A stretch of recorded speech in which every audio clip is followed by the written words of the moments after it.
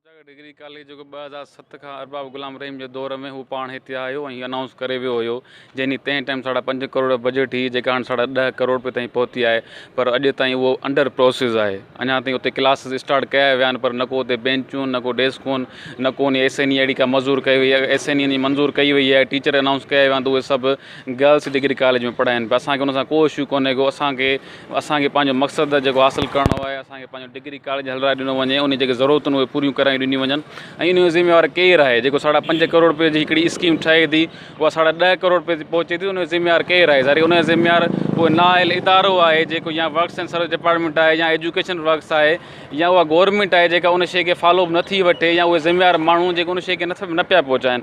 सो मुंहिंजे ख़्याल में इहा असांजी गवर्नमेंट जी, असांजे उन ज़िम्मेवारनि जी, ॿियो असांजा लोकल जेके हिते जा ज़िम्मेवार वेठा आहिनि उन्हनि जी ज़िम्मेवारी हुई त उन शइ जो फॉलो वठे, उनखे ॾिसंदा रहनि, पर उन्हनि कोन ॾिठो। ऐं अॼु ताईं असांजा माण्हू जो ग़रीब माण्हू आहे उन शइ खे उन शइ ते लोड़े पियो, उन्हनि जे करे असांजी नियाणियूं जेके आहिनि उहे शिदातपुर ताईं, नवाबशाह ताईं, सांगड़ ताईं जो किरायो नथियूं भरी सघनि, उहो इंटर खां पोइ पंहिंजे घरनि में वेठियूं आहिनि या अलामा इक़बाल जहिड़ी प्राइवेट यूनिवर्सिटी वञी जिते माना कंहिं तालीम जो को माना उन ते को अहिड़ो मयार कोन्हे को, उते वञी पढ़नि थियूं। इन सभिनी जो ज़िम्मेवार उहे असांजा हुक्मराननि जे इन शइ जो फॉलो न वरितो त असांखे हेॾी वॾी असांखे डिग्री कॉलेज मिलियो त असांखे उहो अॼु ताईं ठही रास थी न मिलियो आहे। सो बराए महिरबानी मां इहा हुक्मराननि खे, चीफ जस्टिस ऑफ पाकिस्तान खे ऐं ॿियनि घणनि धुरनि खे इहो अपील थो कयां त इहो डिग्री कॉलेज जेको अॼु ताईं असांजो अंडर प्रोसेस आहे, जेको ठही कोन सघियो आहे, असांखे उमेद ई कोन्हे इहो ठहंदो अलाए न ठहंदो, इन खे जल्दी खां जल्द ठारायो वञे। न त ॿी सूरत में अगरि 4-5 साल ताईं इहो हलंदो त मुंहिंजे ख़्याल में 4-5 सालनि खां पोइ हीउ पूरो थींदो ऐं वरी हिनखे रिपेयरिंग लाइ ॾियणो पवंदो, छो त हीउ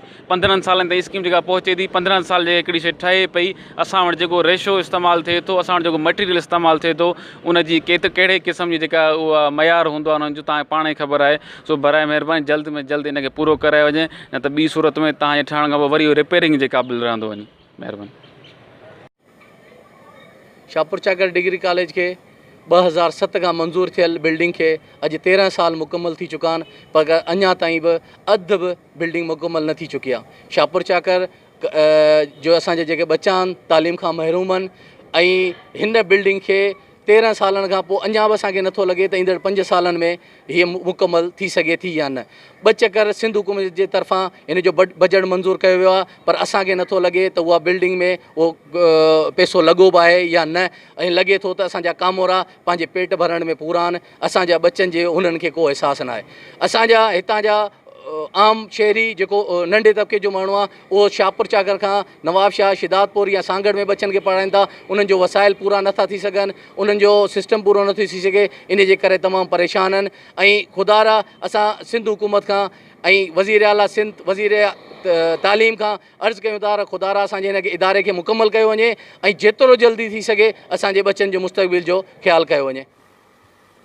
शाहपुर चाकर बॉयज़ डिग्री कॉलेज 2007 में मंज़ूर थियो हो, 13 साल थी विया आहिनि, हिन जी बिल्डिंग कंप्लीट कोन थी सघी आहे। असांजा ॿार हैदराबाद, नवाबशाह, शदातपुर पढ़ण जे लाइ वञनि था। असांजो गवर्नमेंट सां मुतालबो आहे जल्द सां जल्द हिन बिल्डिंग खे कंप्लीट कयो वञनि, हिते ॿार पढ़ी सघनि। बॉयज़ डिग्री कॉलेज शाहपुर चाकर में 7 साल थिया आहिनि मूंखे हिते, ऐं चौकीदारी बि कंदो आहियां, मालीअ जो कम बि हिते कंदो आहियां। मूंखे 7 साल थी विया आहिनि। सिंध हुकूमत खे अपील आहे त मूंखे हिते पको कयो वञे, छो त मुंहिंजे बच्चनि जी रोज़ी आहे। 7 सालनि खां यको हिते कमु कयां पियो।